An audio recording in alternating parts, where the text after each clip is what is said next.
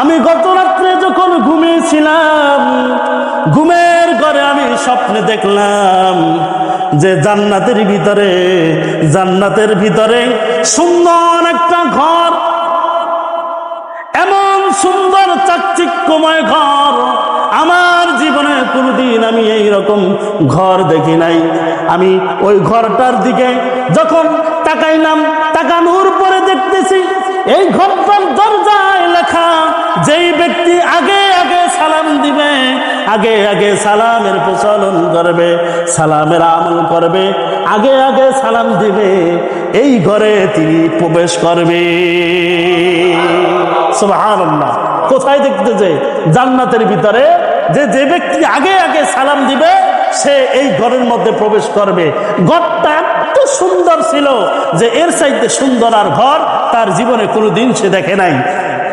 এখন আমি চিন্তা ভাবনা করলাম, আমি যেই রকম ব্যক্তি, আমার চাইতে হযরত আবু বকর সিদ্দিক রাদিয়াল্লাহু তাআলা আনহু আমার চাইতে দামি ব্যক্তি, তার সাথে আমার কোনো তুলনা হয় না।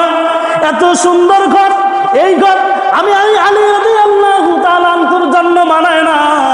আমি মনে মনে ভাবলাম এই ঘরটা হযরত আবু বকর সিদ্দিক রাদিয়াল্লাহু তাআলা আনহুর মতো মানুষের জন্য মানায়, এই জন্য আমি আগে তাকে সালাম দিলাম না।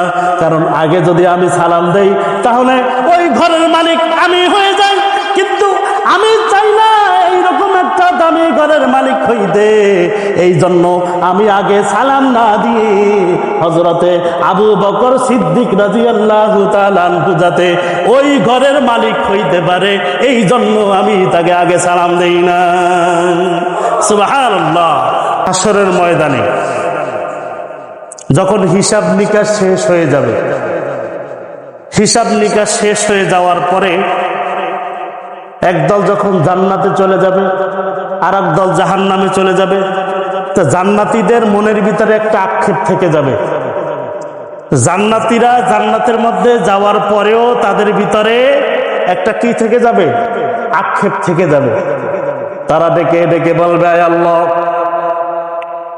দুনিয়ার জমিনে আমরা ইবাদত করেছি এই জান্নাত জাহান্নাম পাওয়ার জন্য নয়।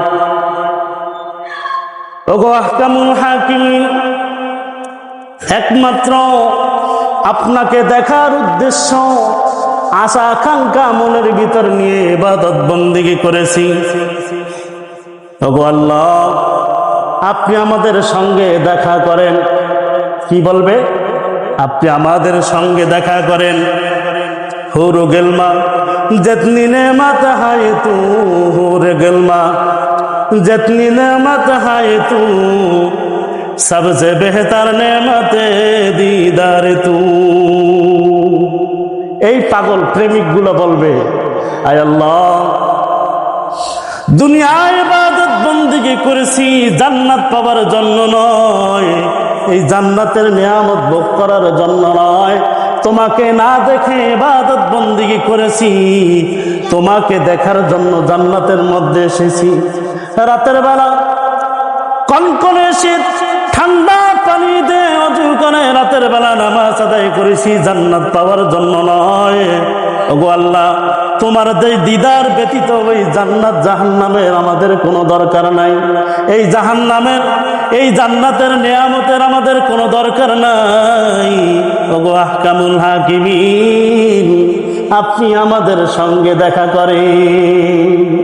তখন আল্লাহ তাআলা এই বান্দাদেরকে সালাম দিবেন, সালামুন কওলাম মির রাব্বির রহিম। রবের পক্ষ থেকে তখন বান্দাদেরকে সালাম পেশ করা হবে। এখন আপনাদের কাছে জানতে চাই, জান্নাতীদের সাথে সর্বপ্রথম যেই কথাটা আল্লাহ তাআলা বললেন, আল্লাহ তাআলা কি আগে কথা বললেন না আগে সালাম দিলেন? সবাই বলেন, সালাম দিলেন। আমরা আমাদের আত্মীয় স্বজন বা একজন মুসলিম আর একজন মুসলমানের সাথে যখন দেখা হবে তখন আগে কথা বলবো না সালাম দিব?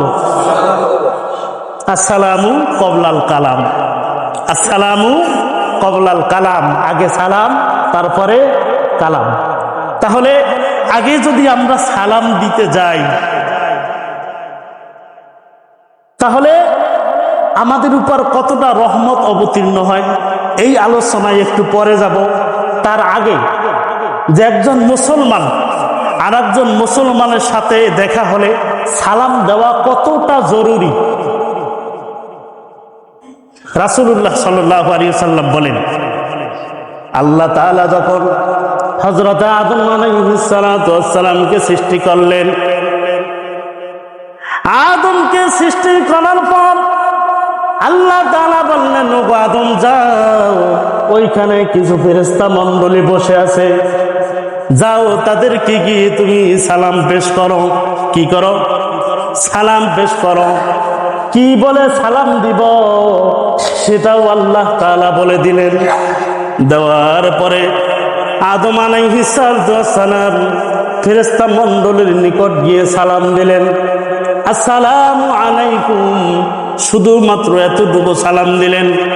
এবং আল্লাহ তাআলা বললেন, ওগো আদম, যখন তোমাকে সালাম দেওয়া হবে তুমি মনোযোগ সহকারে শুনবা ফেরেশতারা সালামের উত্তরে কি বলে। তুমি ফেরেশতাদেরকে সালাম দিবা, ফেরেশতারা যে সালামের জবাব দিবে এই জবাবটা তুমি মনোযোগ সহকারে শুনবা যে তারা কি সালামের জবাব দেয়। ফেরেশতাদের থেকে জবাব আসলো, ওয়ালাইকুম সালাম ওয়া রাহমাতুল্লাহ। ফেরেশতাদের থেকে কি জবাব আসছে? ওয়ালাইকুম আসসালাম ওয়া রাহমাতুল্লাহ। এখন আপনাদের কাছে জানতে চাই, আদম আলাইহিস সালাম সালাম দিলেন, আসসালামু আলাইকুম। ফেরেশতারা সালামের উত্তর দিলেন, ওয়ালাইকুম আসসালাম ওয়া রাহমাতুল্লাহ। এখন আদম আলাইহিস সালাম বেশি বললেন না ফেরেশতারা বেশি বললেন? তাহলে ফেরেশতারা ওয়া রাহমাতুল্লাহটা বেশি বলছে না?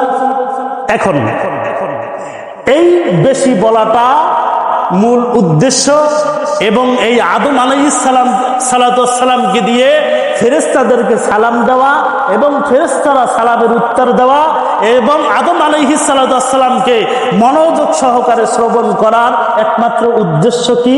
আল্লাহ তাআলা বলেন যে এই যে তুমি সালাম দিলা, ফেরেশতারা সালামের উত্তর দিল, এইটা হইল আপনার সন্তানদের সালামের একটা রীতি। চিৎকার মেরে বলেন সুবহানাল্লাহ। তাহলে আমাদের সালামের রীতি কি পাইলাম? কেউ যদি আমাদেরকে সালাম দেয়, তাকে সে যেই রকম ভাবে সালাম দিল তার থেকে উত্তম ভাবে তাকে আমরা কি দিব? সালাম দিব। কি করব? উত্তম ভাবে সালাম দিব। কেউ যদি সালাম দেয় আসসালামু আলাইকুম ওয়া রাহমাতুল্লাহ, তাকে আমরা বলবো ওয়ালাইকুম আসসালাম ওয়া রাহমাতুল্লাহি ওয়া বারাকাতুহু। আর কেউ যদি আসসালামু আলাইকুম ওয়া রাহমাতুল্লাহি ওয়া বারাকাতুহু মানে পরিপূর্ণ সালাম দিয়ে দেয়, আমরাও তাকে পরিপূর্ণ সালাম দিয়ে দেব। এর বাহিরে অতিরিক্ত কোনো সালামের সাথে সংশ্লিষ্ট করা, অ্যাড করার কোনো সুযোগ নেই। কেউ যদি বলে আসসালামু আলাইকুম ওয়া রাহমাতুল্লাহি ওয়া বারাকাতুহু ওয়াল মাগফিরাতু ওয়াল হিদায়াতু ওয়াল জান্নাতু, এইরকম যদি কেউ এক করতে চায়, এটা কোরআন হাদিস মোতাবেক হবে? কোরআন হাদিস মোতাবেক হবে না। তাহলে আমরা কেউ যদি কাউকে সালাম দেয়, তাহলে সালামের উত্তরে আমরা সে যেই রকম ভাবে সালাম দেয় তার থেকে কমপক্ষে হইল আরেকটু উত্তম সালাম দেওয়ার চেষ্টা করব। এটা কার বিধান? আল্লাহ তাআলাই বলতেছেন। কি বলতেছেন? যে কেউ যদি তোমাদেরকে অভিবাদন করে, ওইজা হুইয়িতুম বিতাহিয়াতিন ফাহাইয়ু বিআহসানা মিনহা আও রুদ্দুহা ইন্নাল্লাহা আলা কুল্লি শাইইন হাসিবা। কেউ যদি তোমাদেরকে অভিবাদন জানায়, মুফাসসিরিনগণ মুহাদ্দিসগণ এই আয়াতের ব্যাখ্যায় বলেন যে অভিবাদন বলতে সালাম বলা হয়েছে। কেউ যদি তোমাদেরকে সালাম দেয় তাহলে তার থেকে উত্তম তাকে সালাম উত্তর দেওয়ার চেষ্টা করো। যদি সম্ভব না হয় তবে সে যতটুকু দিয়েছে, যতটুকু সালাম দিয়েছে ততটুকু সালাম তাকে দাও। এটা কে বলতেছেন? আল্লাহ তাআলা বলতেছেন। তাহলে এই আল্লাহ তাআলা আমাদেরকে সালামের পদ্ধতি যেইভাবে শিখিয়েছেন, রাসূলুল্লাহ সাল্লাল্লাহু আলাইহি ওয়াসাল্লাম আমাদেরকে যেইভাবে শিখিয়েছেন, আমরা এইভাবে সালাম দিব। বাড়াবাড়িও করব না, সারাসারিও করব না। এখন আসেন রাসূলুল্লাহ এই লেজার লাইট কার কাছে? রাসূলুল্লাহ সাল্লাল্লাহু আলাইহি ওয়াসাল্লাম বলেন যে রাসূলুল্লাহ সাল্লাল্লাহু আলাইহি ওয়াসাল্লামের দরবারে একজন সাহাবী আসলেন। সাহাবী আসার পরে এই সাহাবী সালাম দিলেন। তিনি বললেন আসসালামু আলাইকুম, এতটুকু। রাসূলুল্লাহ সাল্লাল্লাহু আলাইহি ওয়াসাল্লাম ওয়া আলাইকুমুস সালাম ওয়া রাহমাতুল্লাহ বললেন এবং ওই সাহাবী রাসূলুল্লাহ সাল্লাল্লাহু আলাইহি ওয়াসাল্লামের দরবারে বসে গেলেন। বসে যাওয়ার পরে রাসূলুল্লাহ সাল্লাল্লাহু আলাইহি ওয়াসাল্লাম বললেন, তুমি 10 নেকি পেয়েছো। কি পেয়েছো? 10 নেকি পেয়েছো। কিছুক্ষণ পর আরেক সাহাবী প্রবেশ করলো। তিনি সালাম দিল, আসসালামু আলাইকুম ওয়া রাহমাতুল্লাহ। রাসূলুল্লাহ সাল্লাল্লাহু আলাইহি ওয়াসাল্লাম ওয়া আলাইকুমুস সালাম ওয়া রাহমাতুল্লাহি ওয়া বারাকাতুহু এটা বললেন। বসার পরে ওই সাহাবী যখন বসে পড়লেন তখন রাসূলুল্লাহ সাল্লাল্লাহু আলাইহি ওয়াসাল্লাম বললেন, তুমি 20 নেকি পেয়েছো। কত নেকি পেয়েছে? সে কি বেশি বলল?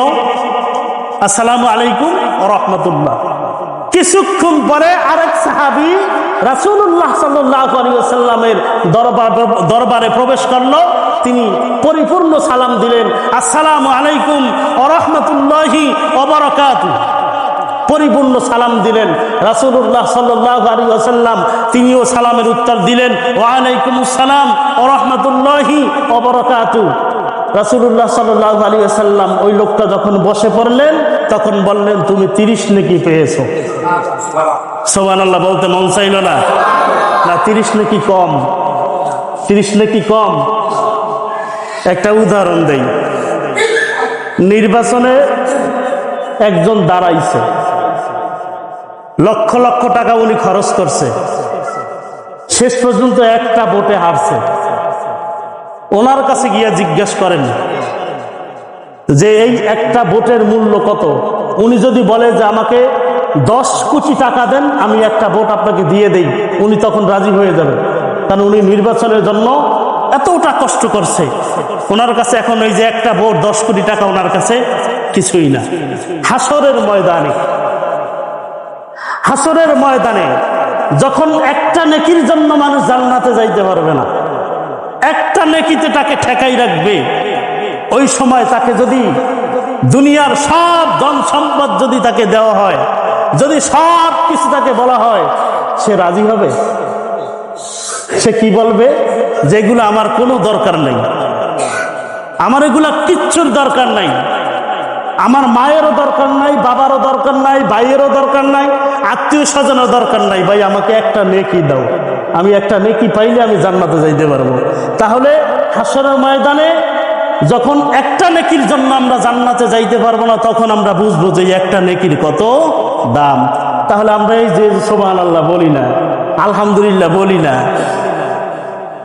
আমরা ওই সময় বুঝবো যে জান্নাতীরা জান্নাতে যাওয়ার পরেও তাদের ভিতরে একটা আক্ষেপ থাকবে যে আরেকটু কেন সুবহানাল্লাহ বেশি করলাম না, আরেকটু কেন কোরআন তেলাওয়াত বেশি করলাম না, আরেকটু কেন নেক আমল বেশি করলাম না, আরেকটা সেজদা কেন বেশি দিলাম না।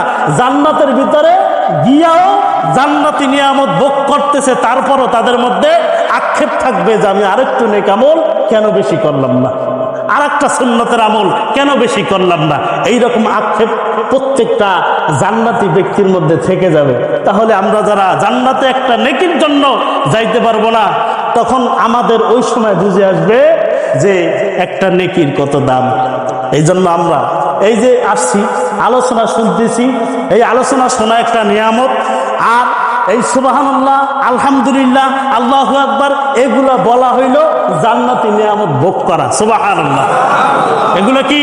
জান্নাতি নিয়ামত ভোগ করা। আমার সামনে হাজার হাজার ফল আসছে, আমি খাইতে পারি কিন্তু খাইতেছি না, নানান অজুহাত দেখাইতেছি, আমার খাইতে মন চাইতেছে না, খাবো না, দিও না, এইরকম ভাবে। কিন্তু ফলগুলো আমার জন্যই আনছে, আমি খাইলে খাইতে পারি কিন্তু আমি খাইলাম না, ছেড়ে দিলাম। মানে ব্যাপারটা এইরকমই। জান্নাতের ভিতরে ঢুকলেন, এরা তো মসজিদ তো সেজদার স্থান, এটা জান্নাতি একটা পরিবেশ। এখানে যারা আসে তাদেরকে মুমিন বলে সাক্ষী দাও, এই ঘোষণা পর্যন্ত রাসূলুল্লাহ সাল্লাল্লাহু আলাইহি ওয়াসাল্লাম দিয়ে গেছেন। সেই হিসাবে যারা মসজিদে আসে তারা মুমিন হিসাবে সাক্ষী দাও, এই হিসাবে আমরা আশা করতে পারি আমরা জান্নাতি মানুষ। নাকি? এখন জান্নাতি মানুষ হিসাবে জান্নাতের মধ্যে আসলাম, জান্নাতি নিয়ামত ভোগ করবো না, এটা তো হইতে পারে না। তাহলে সুবহানাল্লাহ, আলহামদুলিল্লাহ, আল্লাহু আকবার বলা হইল কি? জান্নাতি নিয়ামত গুলো ভোগ করা। আমরা জান্নাতি নিয়ামত কি সামনে পাইয়ে সাইডে দেবো না, ভোগ করবো? ভোগ করবো ইনশাআল্লাহ। আল্লাহ তাআলা আমাদেরকে তৌফিক দান করুন। যেটা বলেছিলাম যে সালাম, রাসূলুল্লাহ সাল্লাল্লাহু আলাইহি ওয়াসাল্লামের কাছে 3 ব্যক্তি আসলেন। প্রথমে সালাম দিলেন, বললেন যে তিনি 10 নেকি পেয়েছেন। দ্বিতীয়বার যিনি আসলেন তিনি আর একটু সালাম বাড়িয়ে দিলেন, তাকে বললেন 20 নেকি পেয়েছে। তৃতীয় ব্যক্তি আসলেন, তিনি সালাম আর একটু বাড়িয়ে বললেন, পরিপূর্ণ সালাম দিলেন, বললেন সে 30 নেকি পেয়েছে। এখন আপনাদের কাছে আমি জানতে চাই 90 নেকি কই পাইলেন? যে সালাম যে দিল সে 90 নেকি পাইল, এটা কই পাইলেন?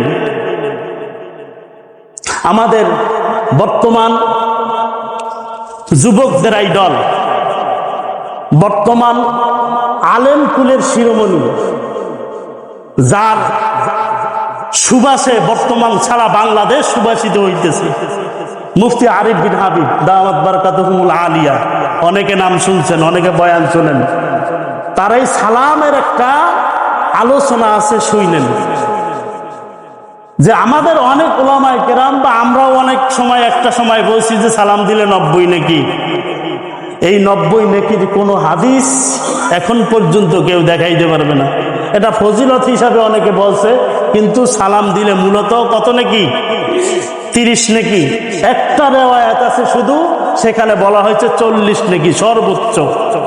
সর্বোচ্চ কত নেকি? 40 নেকি। এখন আমরা আসেন, এই সালাম দেওয়ার ফায়দা কি? যে আগে আগে যদি সালাম আমরা দিতে পারি, এই দুনিয়ার জমিনে সবচাইতে ভালো মানুষ কে? কেউ বলতে পারি? রাসূলুল্লাহ সাল্লাল্লাহু আলাইহি সাল্লামের ভাষায় তাহলে আজকে আমরা নেই যে কে ভালো মানুষ, আর এতদিন আমরা ভালো মানুষ হওয়ার চেষ্টাও করিনি। তাহলে আজকে আমরা শুনি যে কে ভালো মানুষ। রাসূলুল্লাহ সাল্লাল্লাহু আলাইহি ওয়াসাল্লাম বলেন, তোমাদের মধ্যে সর্বোত্তম ওই লোকটা, সর্বোত্তম ওই ব্যক্তি যে ব্যক্তি আগে আগে সালাম দেয়। চিৎকার মেলে বলেন সুবহানাল্লাহ। যে ব্যক্তি আগে আগে কি দেয়? সালাম দেয়। এখন আমাদের সমাজের ভিতরে আগে আগে সালাম দেওয়ার লোক বেশি না সালামের উত্তর দেওয়ার লোক বেশি? সালামের উত্তর দেওয়ার লোক বেশি না? সালাম পাওয়ার জন্য হা করে তাকিয়ে থাকে, আর হুজুর দেখলে তো কোনো কথাই নেই।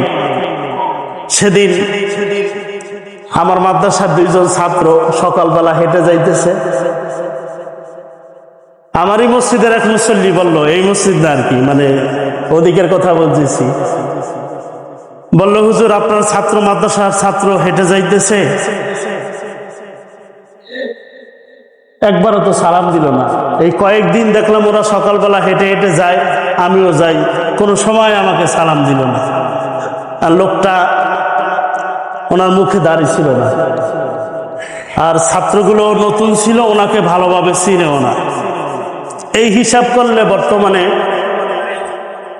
উনি যে মুসলমান না, উনি এই ধর্মের না অন্য ধর্মের, তিনি চিনতে পারেন নাই ছাত্রগুলো। পরবর্তী যখন ওদেরকে জিজ্ঞেস করলাম, তখন তারা বলল হুজুর সে মুসলমান না হিন্দু আমি বুঝতে পারিনি, এই জন্য সালাম দেইনি। কিন্তু ওনাকে আমি বললাম যে ভাই, আপনার লেবাসে সুরতে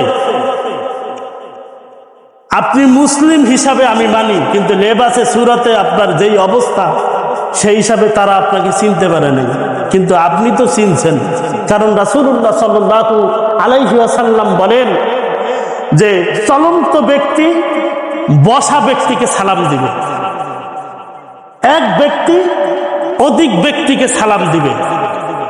তাহলে ওরা সংখ্যায় ছিল 2 জন, আপনি সংখ্যায় ছিলেন 1 জন। তাহলে তো এখানে রাসূলুল্লাহ সাল্লাল্লাহু আলাইহি সাল্লামের হাদিস মোতাবেক তো আগে আপনার সালাম দেওয়া উচিত ছিল, ঠিক কিনা? তাহলে আপনি সালাম না দিয়া বললেন যে তারা সালাম দিল না, তার মানে উনি সালামের কি ছিল? অপেক্ষায় ছিল। আমাদের সমাজে এইরকম লোক আছে না, সালামের অপেক্ষায় থাকি। এখন যিনি সালাম দিল সে আল্লাহ তাআলার কাছে প্রিয়, সে মানুষটা বেশি প্রিয়, নাকি যিনি সালাম পরবর্তীতে দিল, সালামের আশা কইরা বইসা রইল, শেষ পর্যন্ত নিরাশ হইয়া দাঁড় থেকে চলে গেল যে হুজুরে আমার তো সালাম দিল না, এখান থেকে একটু সামনে গিয়েই দোকানে গিয়া এই হুজুর এই মসজিদের ইমাম সাহেব না, আমি রাস্তা দিয়ে হাইটে আসলাম, আমার সালাম দিল না, এরকম আলোচনা করে না? তাহলে রাসূলুল্লাহ সাল্লাল্লাহু আলাইহি ওয়াসাল্লামের ভাষায় এই লোকগুলা কি শ্রেষ্ঠ লোক? এই লোকগুলা কি দামি লোক? এটাও বলা হয়েছে যে রাসূলুল্লাহ সাল্লাল্লাহু আলাইহি ওয়াসাল্লাম বলেন, যারা আগে সালাম দিবে তারা আগে জান্নাতে যাবে। তাহলে আমরা আগেও জান্নাতে যাইতে চাই না, আর আল্লাহ তাআলার কাছে এই দুনিয়ার জমিনে সবচেয়ে প্রিয় যেই মানুষগুলো এই দুনিয়ার জমিনে চলাফেরা করে এই লোকও আমরা হইতে চাই না।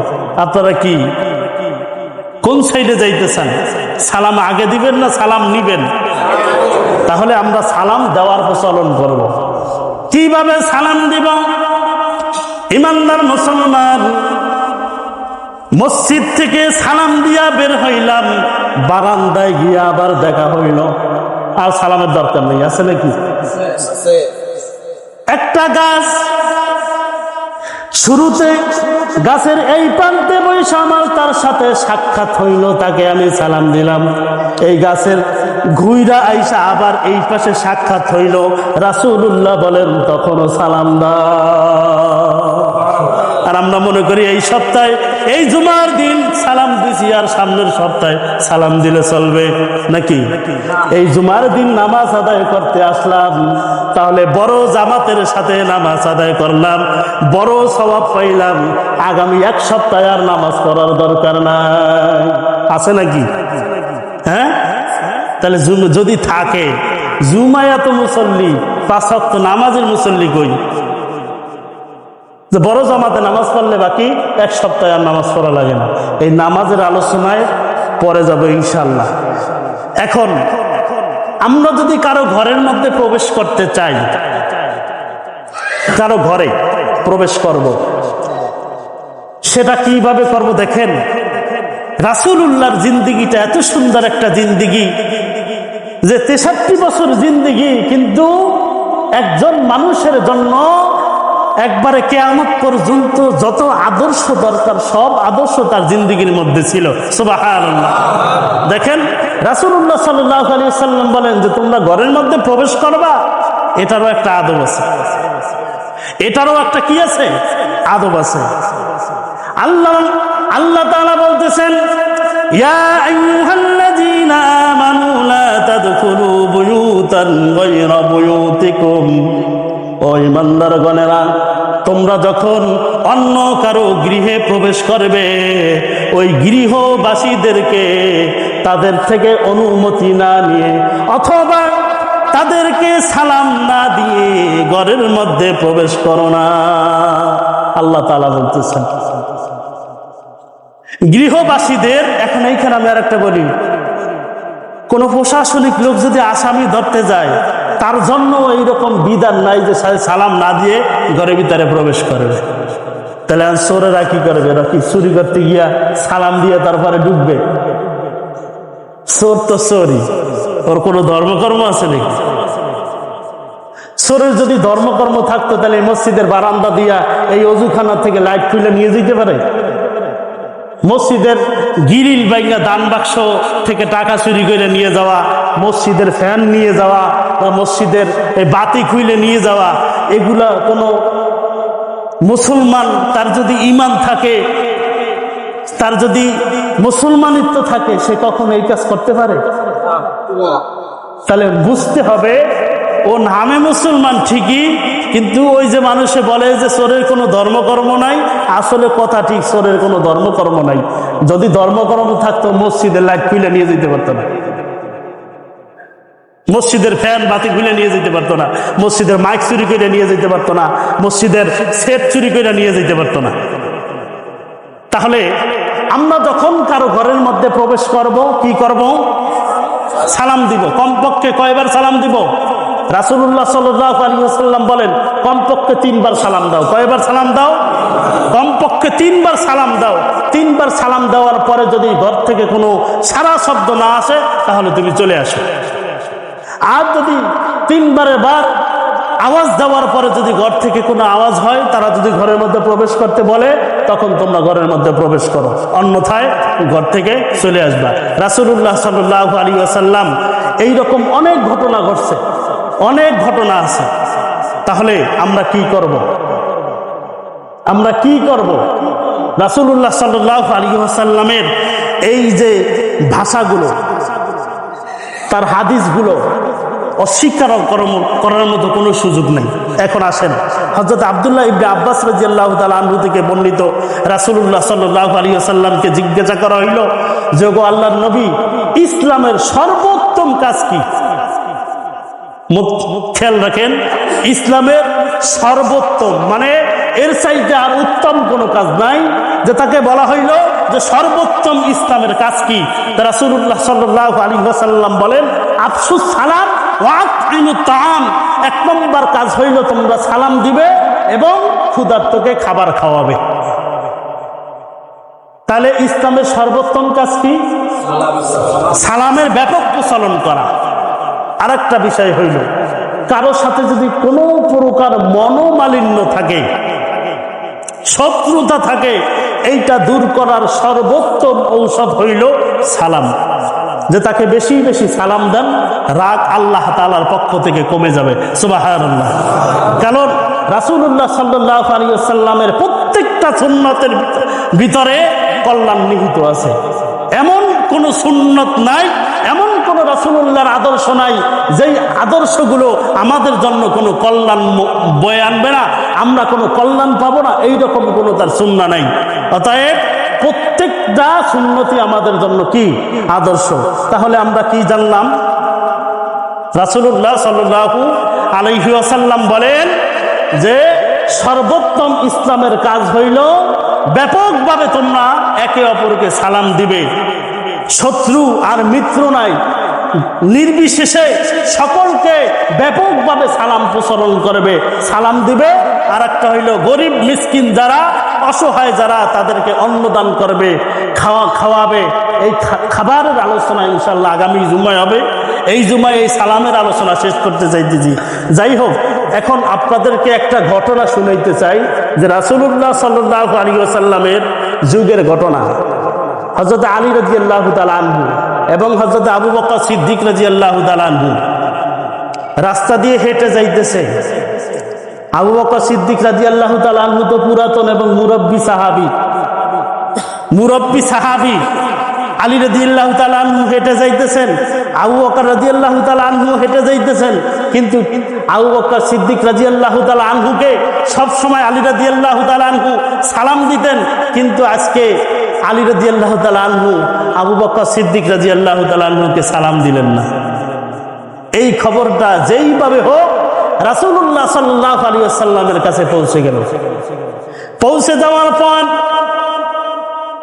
আমার নবী মুহাম্মদ আরবি সাল্লাল্লাহু আলাইহি ওয়াসাল্লাম হযরতে আলী রাদিয়াল্লাহু তাআলা আনহু এবং হযরতে আবু বকর সিদ্দিক রাদিয়াল্লাহু তাআলা আনহুকে ডাকলেন। ডাকার পরে তাদেরকে জিজ্ঞাসা করলেন, বিশেষ করে আলী রাদিয়াল্লাহু তাআলা আনহুকে জিজ্ঞেস করলেন, ওগো আলী, তুমি সব সময় আগে আগে হযরত আবু বকর সিদ্দিক রাদিয়াল্লাহু তাআলা আনহুকে সালাম দিতা, আজকে কেন আবু বকরকে সালাম দিলে না? আমার নবীর চেহারা লাল হয়ে গেল রাগে, তিনি মেনে নিতে পারতেছে না। কারণ হইল ইমানদার মুসলমান ছোটরা বড়দেরকে আগে সালাম করবে, সম্মান করবে, কিন্তু সেই সম্মান আর করল না। এইরকম ভাবে এমন অবস্থা তৈরি হয়েছে, আমার নবীর চেহারা রাগে লাল বর্ণ হয়ে গেছে। তিনি বলতেছেন, ওগো আলী, তুমি কেন আবু বকরকে সালাম দিলা না? আলী রাদিয়াল্লাহু তাআলা আনহু বলতেছে, ওগো আল্লাহর নবী, আমি গত রাত্রে যখন ঘুমিয়েছিলাম, ঘুমের ঘরে আমি স্বপ্নে দেখলাম যে জান্নাতের ভিতরে সুন্দর একটা ঘর, সুন্দর চাকচিক্যময় ঘর, আমার জীবনে কোনোদিন আমি এই রকম ঘর দেখি নাই। আমি ওই ঘরটার দিকে যখন তাকাইলাম, তাকানোর পরে দেখতেছি এই ঘরটার দরজায় লেখা, যেই ব্যক্তি আগে আগে সালাম দিবে, আগে আগে সালামের প্রচলন করবে, সালামের আমল করবে, আগে আগে সালাম দিবে, এই ঘরে তিনি প্রবেশ করবে। সুবহানাল্লাহ। কোথায় দেখতেছে? জান্নাতের ভিতরে, যে ব্যক্তি আগে আগে সালাম দিবে সে এই ঘরের মধ্যে প্রবেশ করবে। ঘরটা এত সুন্দর ছিল যে এর চাইতে সুন্দর আর ঘর তার জীবনে কোনোদিন সে দেখে নাই।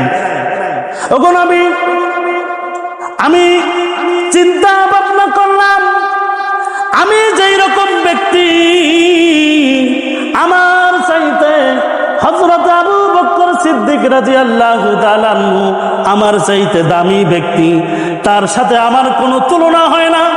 এত সুন্দর ঘর, এই ঘর আমি আলী রাদিয়াল্লাহু তাআলা আনহুর জন্য মানায় না।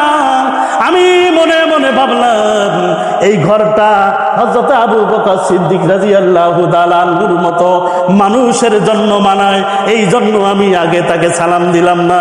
কারণ আগে যদি আমি সালাম দেই তাহলে ওই ঘরের মালিক আমি হয়ে যাই, কিন্তু আমি চাই না এইরকম একটা দামি ঘরের মালিক হইতে। এই জন্য আমি আগে সালাম না দিয়ে হযরতে আবু বকর সিদ্দিক রাদিয়াল্লাহু তাআলা আনহু যাতে ওই ঘরের মালিক হইতে পারে, এই জন্য আমি তাকে আগে সালাম দেই না। সুবহানাল্লাহ। তাহলে এই ঘটনা কি শুধু ওই যুগের জন্য আবু বকর সিদ্দিক রাদিয়াল্লাহু তাআলা আনহুর জন্য খাস ছিল, না এটা আমাদের জন্য বর্তমানে ঠিক আছে? আমাদের জন্য আছে। তাহলে এই রকম ঘরের যদি আমরা মালিক হতে চাই, রাসূলুল্লাহ সাল্লাল্লাহু আলাইহি ওয়াসাল্লাম আরো একটা হাদিস বলি যে ব্যক্তি আগে আগে সালাম দেয় সে ব্যক্তি অহংকার মুক্ত থাকে। কি থাকে? অহংকার মুক্ত থাকে। তাহলে আমরা যদি অহংকার মুক্ত থাকতে চাই, আমরা যদি জান্নাতের ভিতরে এইরকম সৌন্দর্যমণ্ডিত একটা ঘরের মালিক হতে চাই, এই দুনিয়ার জমিনে সবচেয়ে উত্তম ব্যক্তি হিসাবে এই দুনিয়ার জমিনে চলাফেরা করতে চাই, তাহলে আমাদের কি সালামের অপেক্ষায় থাকতে হবে না আগে আগে সালাম দিতে হবে? আমরা কি করব? আগে আগে সালাম দিব। সালাম যে যত বেশি দিতে পারবে সে তত অহংকার মুক্ত থাকতে পারবে। যে যত সালাম বেশি দিবে সে রহমত, বরকত, শান্তি এর মধ্যে সে আবৃত থাকবে। আল্লাহ তাআলা তাকে সব দিক থেকে হেফাজত করবেন। বাকি অনেক হাদিস আছে, অনেক হাদিস আছে। রাসূলুল্লাহ সাল্লাল্লাহু আলাইহি ওয়াসাল্লাম বলেন যে জান্নাতে যাইতে হইলে আমাদের কি লাগবে? বলেন, ঈমান লাগবে। কি লাগবে? ঈমান লাগবে। আর ঈমান মজবুত হওয়ার জন্য আমাদের এক মুমিন আর এক মুমিনের সাথে মহব্বত থাকতে হবে। এক মুমিন আর এক মুমিনের সাথে কি থাকতে হবে? মহব্বত থাকতে হবে। অর্থাৎ এক মুমিনের প্রতি যদি আর এক মুমিন ভালোবাসা দেখাই তাহলে আমাদের মহব্বত বৃদ্ধি পাবে। আর আমাদের মহব্বত যখন বৃদ্ধি পাবে তখন আমাদের জন্য জান্নাতে যাওয়ার রাস্তা সহজ হয়ে যাবে। সুবহানাল্লাহ। তাহলে আমরা সহজে জান্নাতে প্রবেশ করতে পারবো যদি আমরা কি করি? সালাম দেই। তিরমিজি শরীফের হাদিস, আল্লাহর নবী মুহাম্মদুর রাসূলুল্লাহ সাল্লাল্লাহু আলাইহি ওয়াসাল্লাম বলেন, একজন মুমিন যদি আরেকজন মুমিনের সাথে একবার ভালো ব্যবহার করে, একজন কালিমাওয়ালা আরেকজন কালিমাওয়ালার সাথে যদি একবার ভালো ব্যবহার করে, একবার সুন্দর আচরণ করে, একবার কুশল বিনিময় করে, আল্লাহ তাআলা রাতভর তাহাজ্জুদ নামাজ আদায় করলে যেই সওয়াব হয় ততটুকু সওয়াব তার আমলনামায় আল্লাহ তাআলা দিয়ে দেন। তাহলে কত সুন্দর! সালাম দিলাম, মুসাফা করলাম। মুসাফা করার ব্যাপারে হাদিসে এসেছে যে একজন আরেকজনের সাথে যখন সালাম দিয়ে মুসাফা করার পর চলে যায়, দুইজন থেকে পৃথক হওয়ার পূর্বেই আল্লাহ তাআলা তাদের সমস্ত গুনাহগুলো মাফ করে দেয়। সুবহানাল্লাহ। এখানে বলা হয়েছে সগীরা গুনার কথা, যে ছোট ছোট যত গুনাহ হয় সব গুনাহ আল্লাহ তাআলা মাফ করে দেয়। তাহলে আমরা কত হাদিস পাইলাম, গুনাহ মাফ হবে, অহংকার মুক্ত থাকবো, দুনিয়ার জমিনে সবচেয়ে শ্রেষ্ঠ মানুষ হিসাবে বিচরণ করব। জান্নাতের ভিতরে সুন্দর সুসজ্জিত একটা ঘর আল্লাহ তাআলা আমাদেরকে দিবেন। যদি এই আমলগুলো আমরা করি, কি করব? আগে আগে সালাম দিব, বেশি বেশি সালাম দিব, কুশল বিনিময় করব, মুসাফা করব। শুধু এতটুকু জিজ্ঞেস করব, আসসালামু আলাইকুম ওয়া রাহমাতুল্লাহ। সালামের জবাব শেষ হবে, মুসাফা করব, দোয়া করব, ভাইজান আপনি কেমন আছেন? এতটুকু, এর বেশি কিছু নয়। ওই যে বাসায় নিয়ে দাওয়াত খাওয়াইতে হবে, গরু জবাই দিয়া উট দুম্বা খাওয়াইতে হবে, তাইলে আল্লাহ তাআলা এত সওয়াব দান করবে না।